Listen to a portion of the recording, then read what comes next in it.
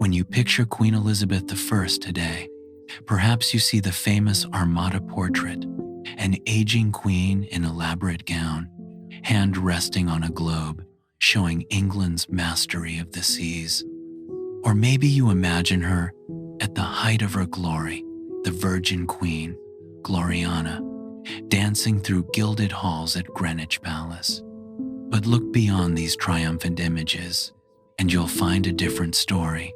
A story of a girl born into magnificence who witnessed her mother's execution before her 3rd birthday. A princess declared illegitimate, stripped of her title, forgotten in cold manor houses. A young woman who lived under constant surveillance, imprisoned in the Tower of London, always one accusation away from the executioner's axe.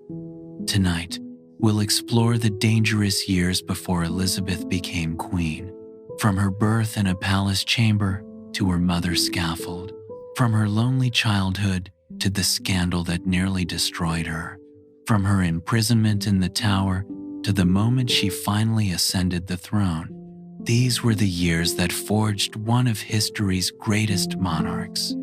So, relax and let your mind drift as we explore the sleepy history of Elizabeth's life before ascending the throne.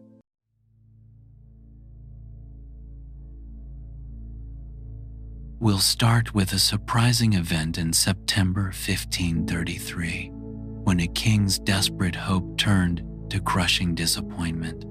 And from there, we'll follow Elizabeth through 25 years of danger, survival, and extraordinary education.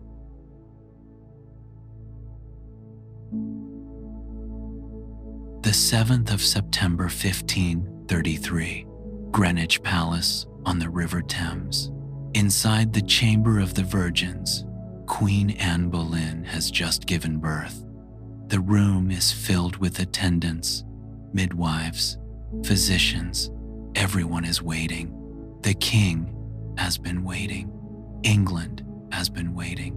For this child is supposed to change everything. King Henry VIII has broken with Rome, defied the Pope, torn England from the Catholic Church, all to marry Anne Boleyn, all because he needed a son. His first wife, Catherine of Aragon, gave him only a daughter, Mary. For 24 years, Henry waited for a male heir, 24 years without a legitimate son to inherit his throne. And now, finally, Anne is giving birth. The astrologers have predicted a boy. The documents announcing the birth of a prince have already been prepared. Even the christening arrangements have been made for a boy child. But the baby born on that autumn afternoon is a girl, Princess Elizabeth. The disappointment is crushing. Henry tries to hide it, tries to tell everyone that sons will surely follow. But you can imagine the tension in that birthing chamber, the fear in Anne Boleyn's eyes. She has not delivered what she promised. For the first 2 years of her life, Elizabeth is still a princess. She's baptized with full ceremony at the Church of the Grey Friars at Greenwich. Her godfather is Archbishop Cranmer, the man who had annulled her father's first marriage. She has a household of her own at Hatfield House, some 20 miles north of London. She has servants, nurses, attendants. She is dressed in the finest gowns, her every need attended to. Imagine Elizabeth as a baby at Hatfield. The manor house sits in parkland, surrounded by ancient oak trees. There are gardens where she would have been carried by her nurses. Inside, her rooms are hung with tapestries, warmed by fires. She lacks for nothing material, but she also lacks what every child needs most, her mother's presence. Royal babies are raised separately from their parents. It's for health reasons, for safety. But it also means that Elizabeth and Anne Boleyn spend very little time together. Perhaps Anne visits occasionally, holding her daughter, whispering words of love. Perhaps they bond in those brief moments. We know from later accounts that Elizabeth had her father's red gold hair and her mother's dark, intelligent eyes. We know she was a bright child, alert and quick. Anne must have looked at her daughter and hoped that another pregnancy would bring the son Henry wanted, hoped that this beautiful little girl would grow up to be a princess of England. But by early 1536, everything is falling apart. Anne has suffered multiple miscarriages. In January 1536, she miscarries a male child of nearly 4 months. Henry's love has turned to hatred. He's already courting Jane Seymour, one of Anne's own ladies-in-waiting. On the 2nd of May 1536, Anne Boleyn is arrested at Greenwich Palace and taken by barge to the Tower of London. She is accused of adultery with 5 men, including her own brother. She is accused of plotting to murder the king. The charges are false, fabricated by Henry's chief minister Thomas Cromwell. But truth doesn't matter. Henry wants rid of Anne. He wants to marry Jane Seymour. He needs a legitimate excuse. Anne is tried on May 15 by a jury of 27 peers. They find her guilty. She's sentenced to death, either by burning or beheading, at the king's pleasure. Henry, with what he considers mercy, chooses beheading. He even sends to France for an expert swordsman because Anne's neck is so slender. The 19th of May, 1536, dawn breaks over Tower Green. Anne Boleyn, dressed in a gray damask gown and red petticoat, walks to the scaffold. She's only about 30 years old. She has been Queen of England for just 3 years. She makes a short speech, protesting her innocence but careful not to anger the king. She doesn't want to endanger her daughter. "I pray God save the king and send him long to reign over you," she says. "For a gentler nor a more merciful prince was there never." The swordsman from Calais steps forward. Anne kneels, removes her headdress, and covers her eyes with a blindfold. She begins to pray. "To Jesus Christ I commend my soul.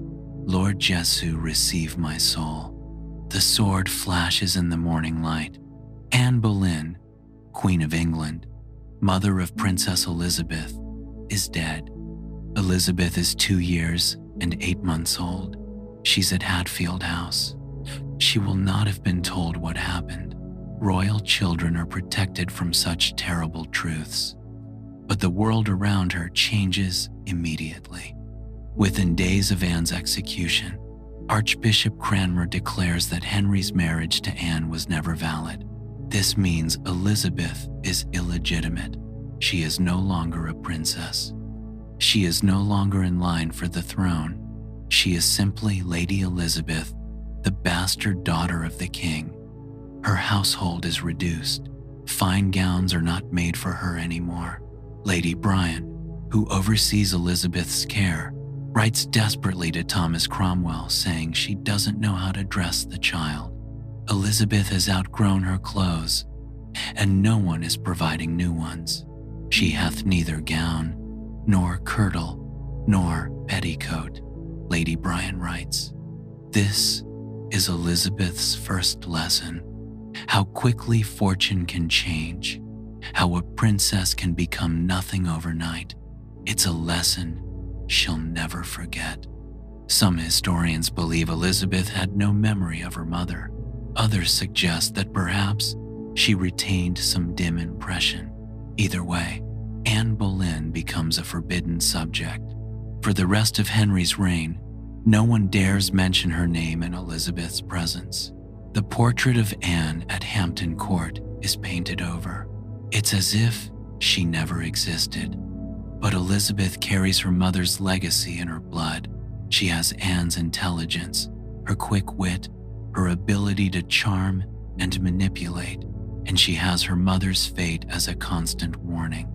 This is what happens to queens who fail to give the king what he wants. This is what happens to women who reach too high. Elizabeth learns to be careful. Even at 2, at 3, at 4 years old, some instinct for survival is already taking root. She will need it.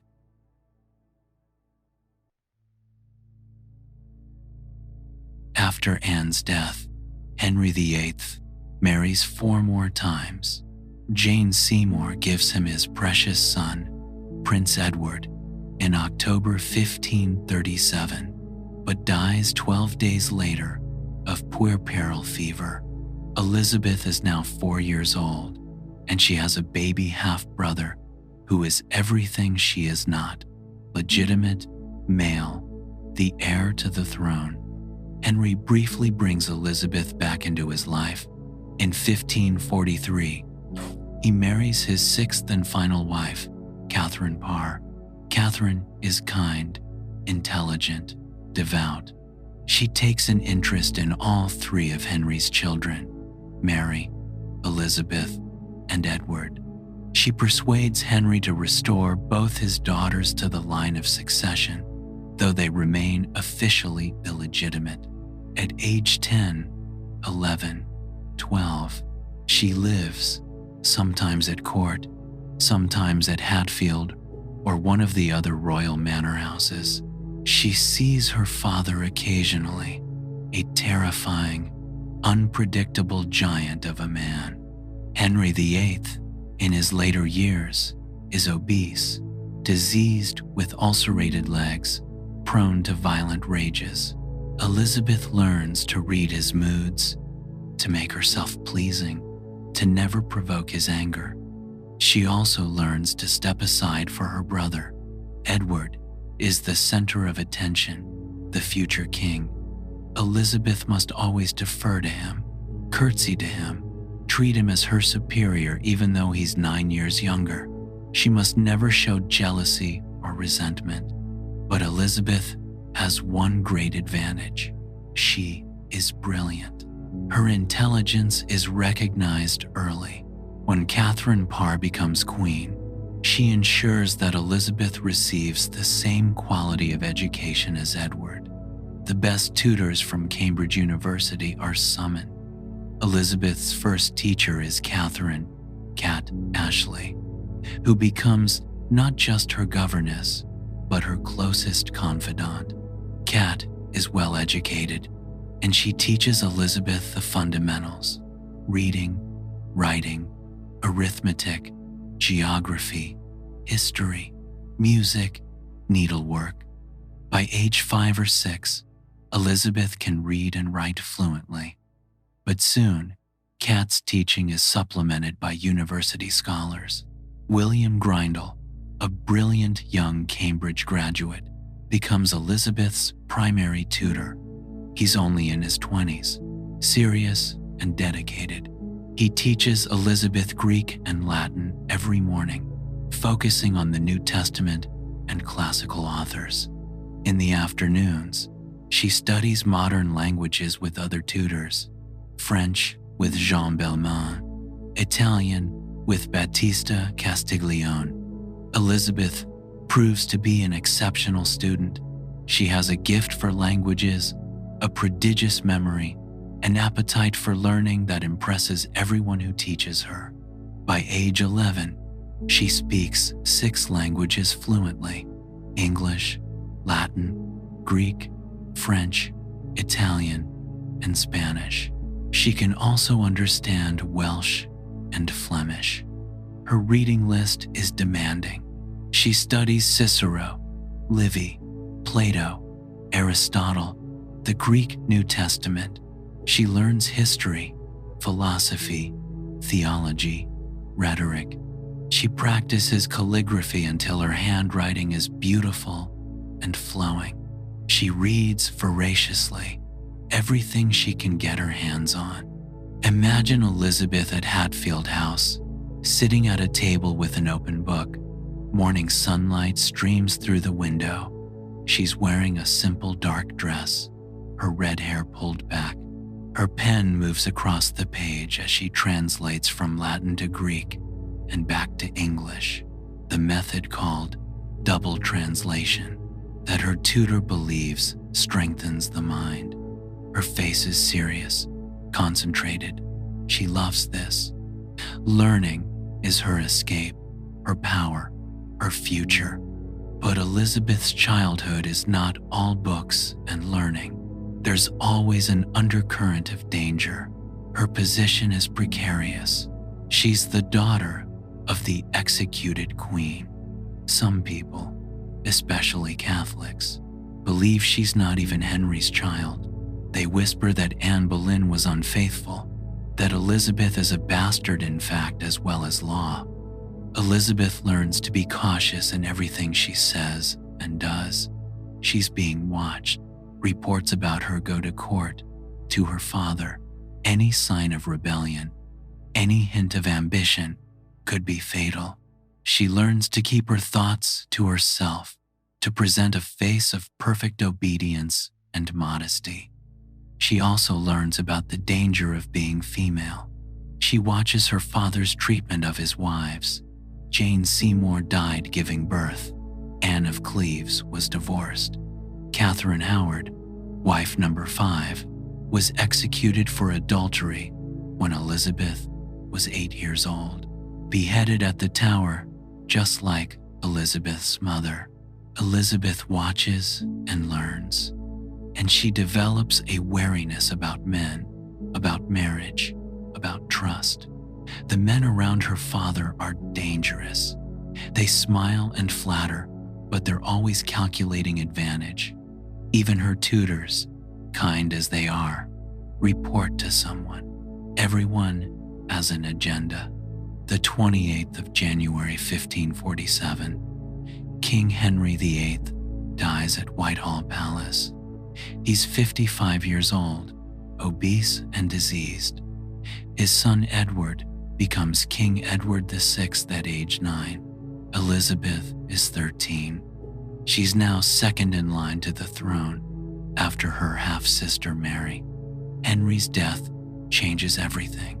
The old king's iron control is gone. Ambitious men begin jockeying for power. And Elizabeth, a teenage princess with royal blood and no protector, becomes a valuable piece in their games. But Henry's reign has taught Elizabeth crucial lessons. She's learned to mask her feelings, to speak carefully, to trust no one completely. She's learned that survival requires intelligence, patience, and the ability to endure. Years later, she would call this education the armory of patience. She's also learned something else, that knowledge is power. Her extraordinary education has given her skills that few women in England possess. She can read diplomatic correspondence in 5 languages. She can debate theology with scholars.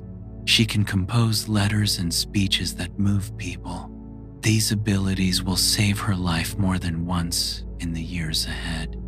Elizabeth is no longer the frightened child whose mother died on Tower Green.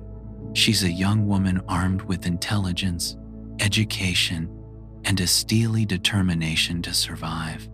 She will need all of these in the years to come.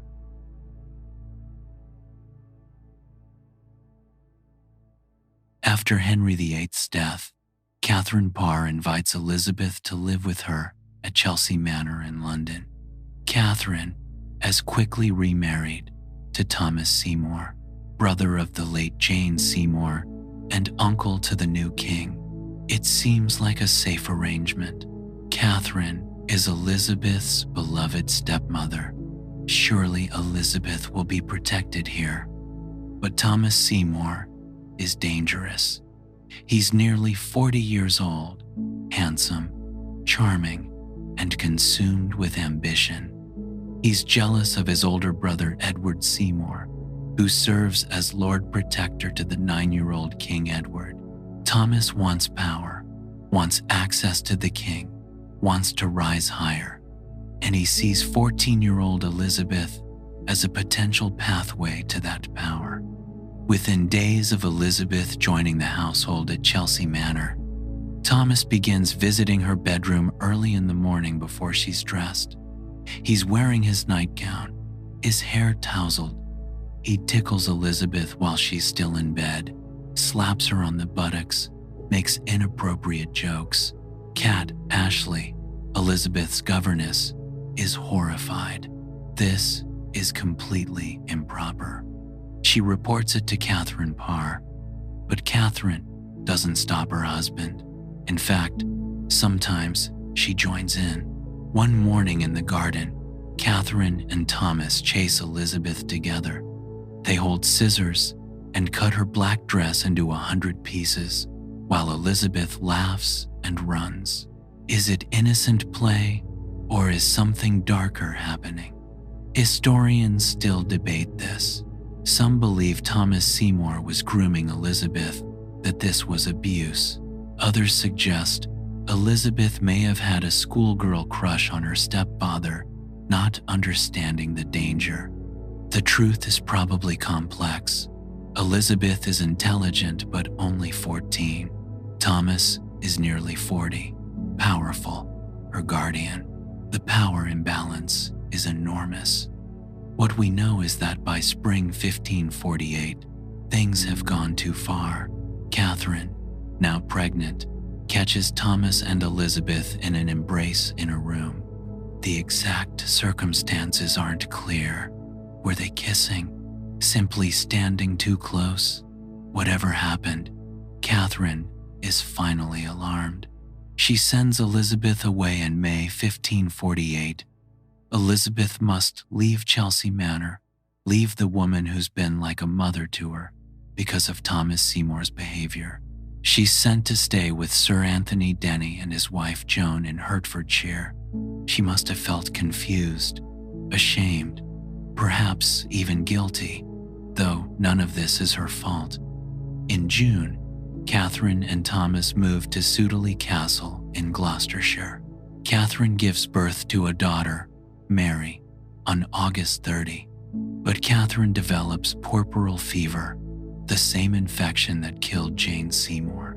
On the 5th of September, 1548, Catherine Parr dies at age 36. She had been the only mother Elizabeth really knew. Now Thomas Seymour is free, and now his plans become truly dangerous. He begins writing to Elizabeth, suggesting marriage once she's old enough. He tries to gain control of the king. He conspires with pirates. He mints his own money. He's attempting to build a power base to challenge his brother. On the night of the 16th of January 1549, Thomas breaks into King Edward's apartments at Hampton Court Palace. He's carrying a loaded pistol. When the king's spaniel barks, Thomas shoots and kills the dog. He's caught immediately and arrested for treason. And now suspicion falls on Elizabeth. Did she know about Thomas's plots? Was she involved? Did they plan to marry and overthrow Edward Seymour? These are questions of treason, and treason means death. Sir Robert Tyrwhitt is sent to question Elizabeth at Hatfield. He interrogates her for weeks, trying to break her. Cat Ashley and Thomas Parry, Elizabeth's servants, are arrested and imprisoned in the Tower. They're questioned separately, hoping one will implicate Elizabeth. Imagine Elizabeth, now 15 years old, facing Sir Robert Tyrwhitt across a table. He's an experienced interrogator. He asks the same questions over and over, looking for contradictions, for signs of guilt. Did Thomas Seymour write to you? Did you discuss marriage? Did you know about his plans? Elizabeth is terrified, but she doesn't break. She answers carefully, insistently. She admits nothing that could be used against her. She defends Cat Ashley. She maintains that she knew nothing of Thomas's treasonous activities. Tyrwhitt reports in frustration that he can see guilt in her face, but she won't confess. On the 20th of March 1549, Thomas Seymour is executed for treason. He's beheaded at the Tower of London. When Elizabeth hears the news, She reportedly says, "This day died a man with much wit and very little judgment." It's a remarkably mature statement for a 15-year-old. It shows Elizabeth has learned from this terrible experience. She understands now that charm and ambition without wisdom are fatal. She's seen what happens to men who reach too high, too fast, and she's learned that she herself must be more careful than ever. Elizabeth is cleared of involvement in Thomas Seymour's treason, but the scandal damages her reputation. All of Europe has heard about the inappropriate relationship between the princess and her stepfather. Some whisper that Elizabeth is not a virgin, that she's pregnant with Seymour's child, that she's given birth in secret. These rumors will follow Elizabeth for years. They make her intensely aware of the importance of reputation. From this point on, she's obsessively careful about her public image. She dresses modestly. She avoids being alone with men. She's always conscious of how things appear. The Seymour scandal also teaches Elizabeth about power and vulnerability. She's seen how quickly she can be dragged into someone else's schemes, how her name and blood make her valuable and dangerous. She learns that as a princess, she will always be a target. Men will try to use her for their ambitions. She must be vigilant, suspicious, independent. These are hard lessons for a teenage girl, but they prepare Elizabeth for what's coming next, the most dangerous period of her life.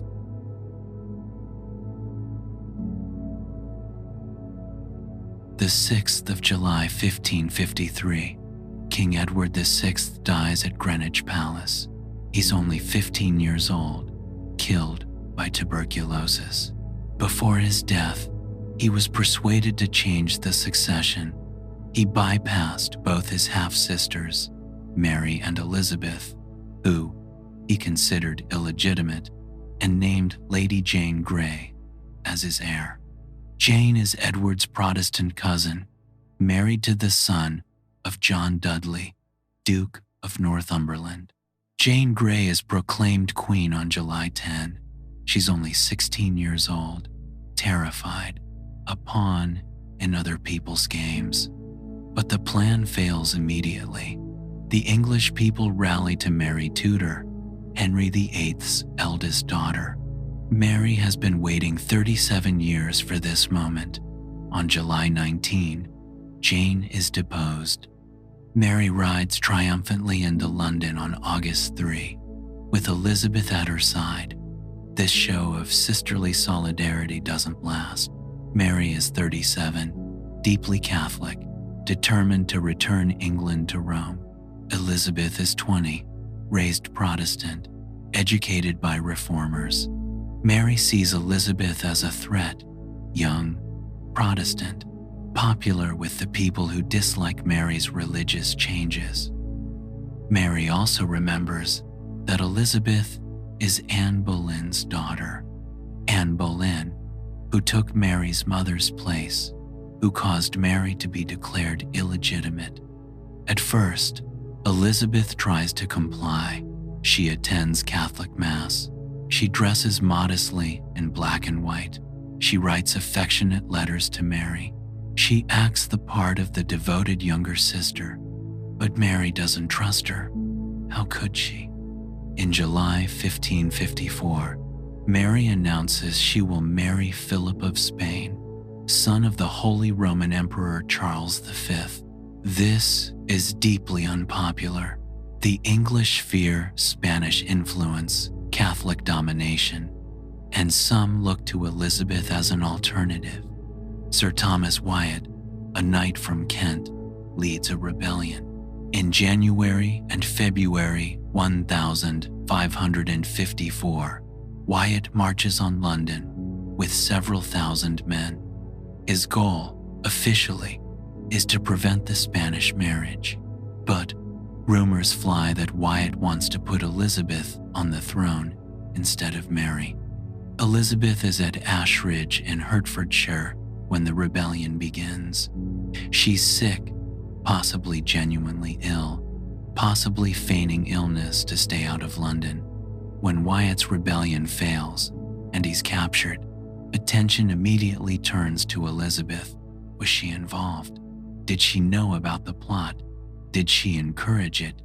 There are suspicious circumstances. Wyatt sent Elizabeth letters. Some of her servants have been in contact with the rebels. Elizabeth is summoned to court for questioning. The 16th of March, 1554, two of Mary's counselors arrive at Elizabeth's residence to formally charge her with involvement in Wyatt's rebellion. Elizabeth is told she must go to the Tower of London for questioning. She'll be escorted there the next day. Elizabeth is terrified. The Tower of London, where her mother was executed 18 years ago, where her stepmother, Catherine Howard, was executed, where Lady Jane Grey was just executed in February after Wyatt's rebellion implicated her father. The Tower is where people go to die. On March 17, the Earl of Sussex and the Marquess of Winchester arrived to escort Elizabeth to the Tower by barge. Elizabeth begs to be allowed to write to her sister. She's granted permission, and she writes what becomes known as the Tide Letter, because as she writes, carefully filling every inch of the page with her neat handwriting, the tide turns. It's now too late to take Elizabeth to the Tower that day. She's bought herself a few more hours. In her letter, Elizabeth protests her innocence. She begs Mary to allow her to come to court, to speak with her sister face to face.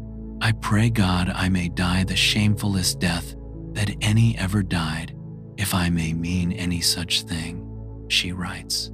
The letter is desperate, repetitive, pleading. It falls on deaf ears.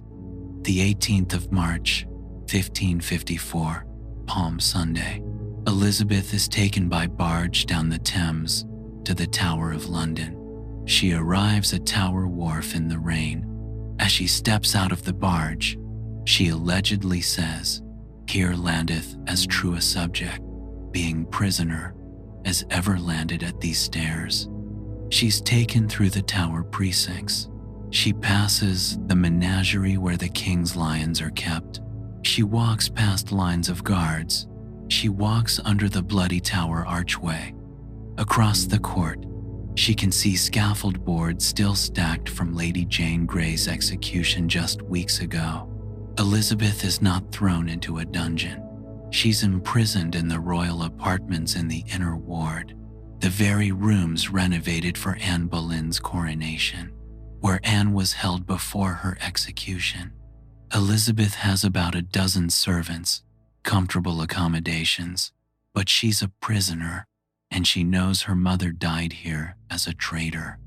The council interrogates Elizabeth on Good Friday, hoping to break her during this holy time, but she won't break. She won't confess. She holds firm. She knew nothing about Wyatt's plot. She's innocent. She's loyal to Queen Mary. On April 11, Thomas Wyatt is executed. Before he dies, he makes a speech proclaiming Elizabeth's innocence. As for the Lady Elizabeth, he declares, she never knew or was privy to any of these practices. This should help Elizabeth, but it's not enough to free her. Mary's council debates what to do. Some want Elizabeth executed. The Spanish ambassador certainly wants her dead, but others counsel caution. Elizabeth is Henry VIII's daughter, beloved by many English people. She's been implicated in the plot, but there's no hard evidence. If they execute her on such weak grounds, it could cause a rebellion. Mary herself is torn. Part of her hates Elizabeth, Anne Boleyn's daughter, the Protestant rival. But Elizabeth is also her sister, her own blood. And Mary still remembers the kindnesses they occasionally showed each other. So Elizabeth remains in the Tower for 2 months. She's allowed to walk in the privy garden for exercise. She's watched constantly. There's a child, the son of one of the tower guards, who brings her flowers. There's a fellow prisoner who tries to communicate with her. Elizabeth must be extremely careful. Any misstep could give her enemies the evidence they need. Imagine those 2 months, the spring of 1554, locked in the tower. Elizabeth is 20 years old. She wakes every morning not knowing if this is the day she'll be told to prepare for execution. She eats meals without appetite. She prays. She reads. She embroiders. She writes careful letters to Mary. And she waits. On May 4, a new constable of the tower arrives, Sir Henry Bedingfield. He brings 100 additional guards. Elizabeth sees these soldiers arriving and is convinced this means her execution is imminent. Why else would you need 100 guards? But May 19 comes, the anniversary of Anne Boleyn's execution, and Elizabeth is told she's being released from the tower. She's not being freed, exactly. She's being placed under house arrest, but she's leaving the tower alive. That night, at Richmond Palace where she's taken, Elizabeth has what may be the worst night of her life.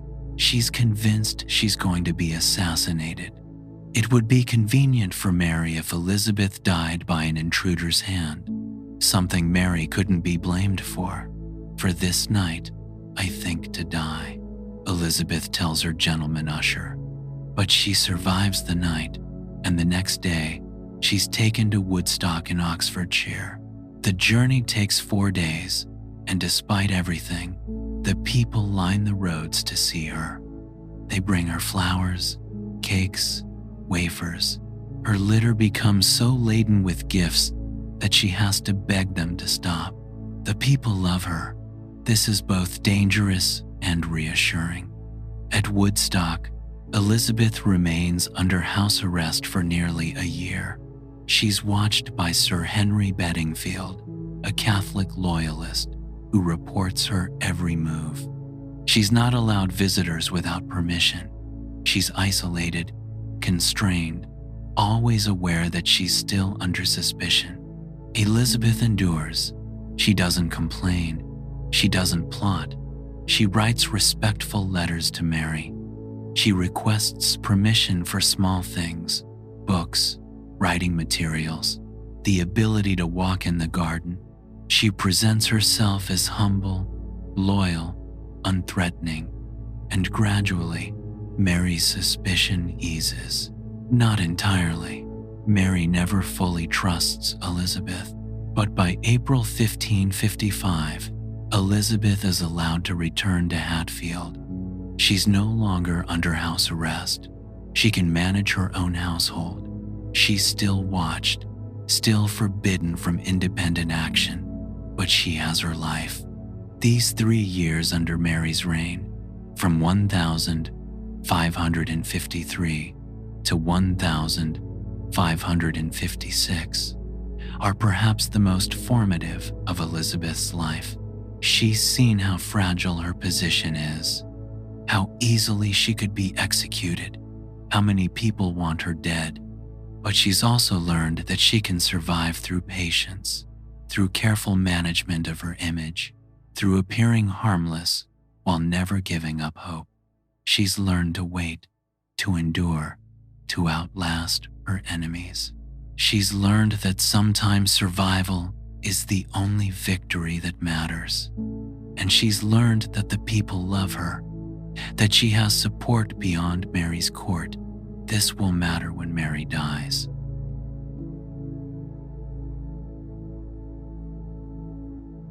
By 1557, Mary, the fire is failing. Her marriage to Philip of Spain has been unhappy.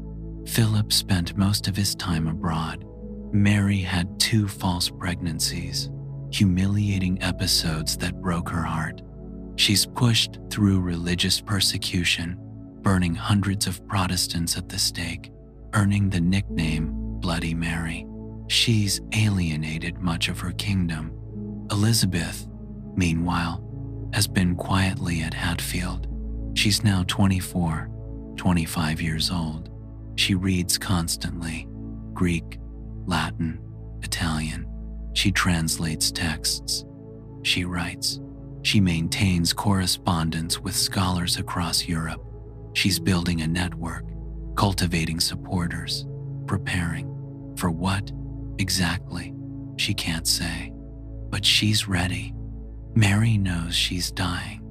In early November 1558, she finally acknowledges what everyone knows: she must name Elizabeth as her heir.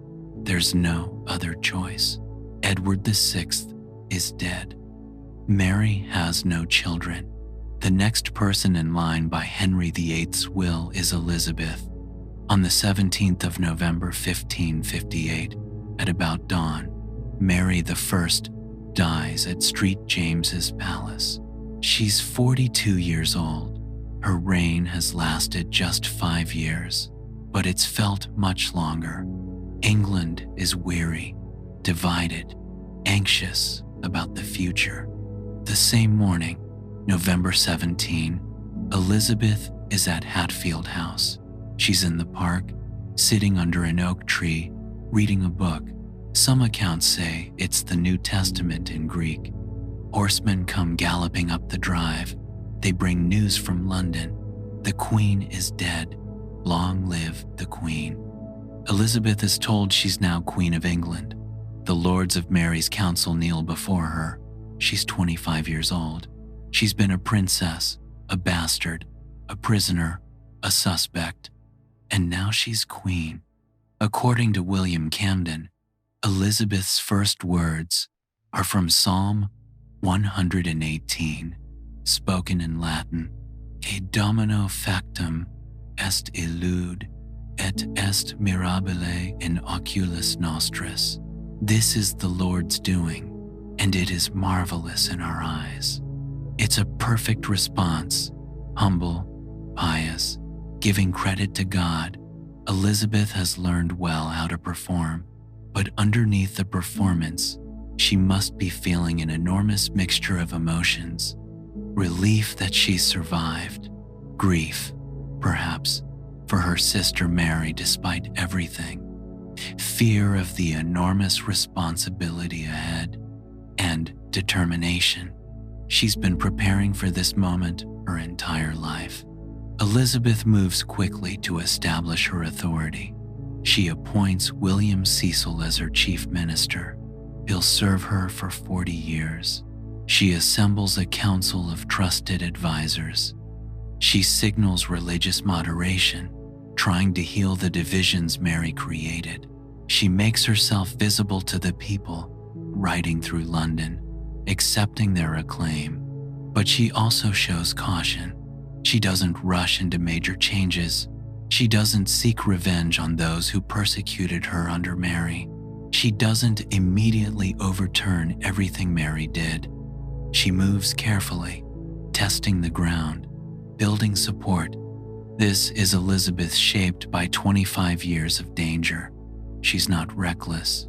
She doesn't trust easily. She knows that power is fragile, that enemies are everywhere, that one wrong move can be fatal. She's learned these lessons through suffering, through fear, through constant vigilance. On the 15th of January 1559, Elizabeth is crowned Queen of England in Westminster Abbey. She processes through London the day before, dressed in gold cloth, riding in an open litter so the people can see her. She stops to speak with common people. She accepts flowers from children. She laughs, waves, makes herself beloved. At her coronation, she's dressed in royal purple, then changes to crimson. She's anointed with holy oil. The crown is placed on her head. She is now Elizabeth I, by the grace of God, Queen of England, France, and Ireland, defender of the faith. But this moment isn't the beginning of Elizabeth's reign. In a sense, Her reign began 25 years earlier when she was declared illegitimate at age 2. Every day since then has been preparation. Every danger has been a lesson. Every moment of fear has taught her patience. Every humiliation has taught her caution. Every threat has taught her strength. The girl who survived her mother's execution, who endured scandal and suspicion, who was imprisoned in the tower, who lived for years under the shadow of the axe, that girl has become the queen. All that suffering wasn't meaningless. It forged her into something extraordinary.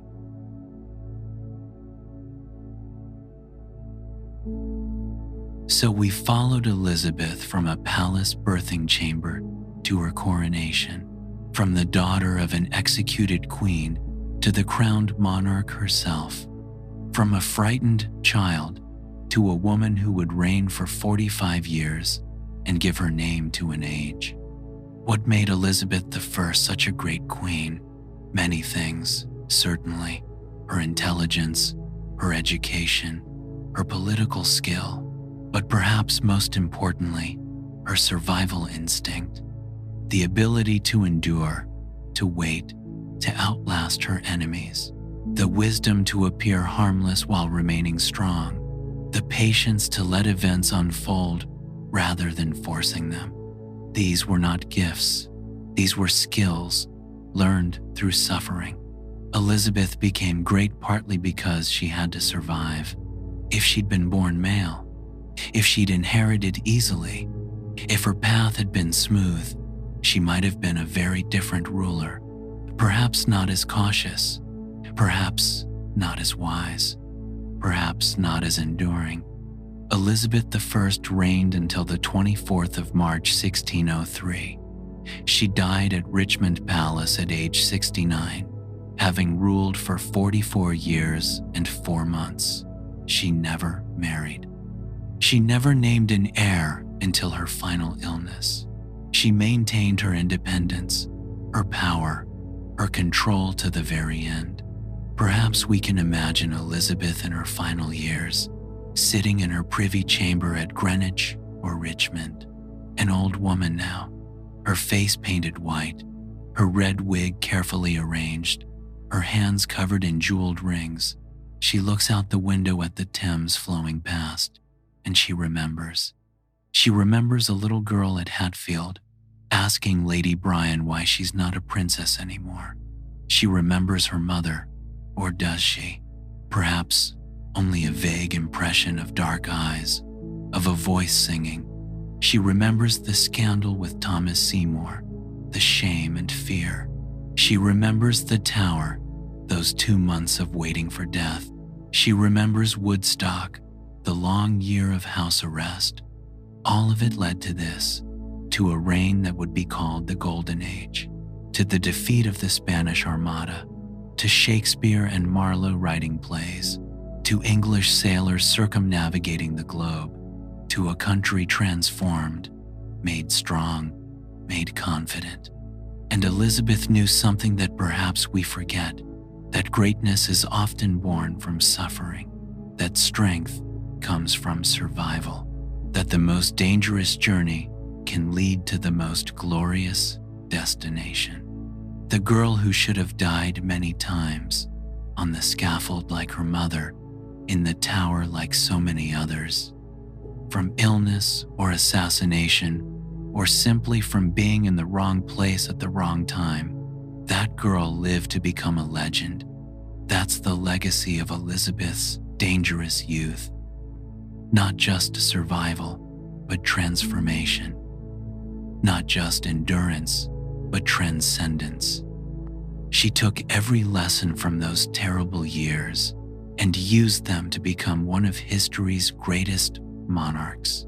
When you look at portraits of young Elizabeth, the girl with red hair and intelligent eyes, dressed in modest black and white, holding a book, remember what she's endured. Remember that this girl knows what it's like to be powerless, to be threatened, to be one accusation away from death. And remember that all of this is preparing her for greatness. The dangerous years made Elizabeth careful, patient, wise. They taught her to value loyalty, to reward service, to be slow to trust and slower to punish. They taught her that survival requires intelligence more than strength, diplomacy more than force, patience more than haste, and perhaps most importantly, they taught her empathy. Elizabeth knew what it was like to be powerless. She knew fear. She knew injustice. These experiences shaped how she ruled, with more mercy than her father, more tolerance than her sister, more wisdom than many expected.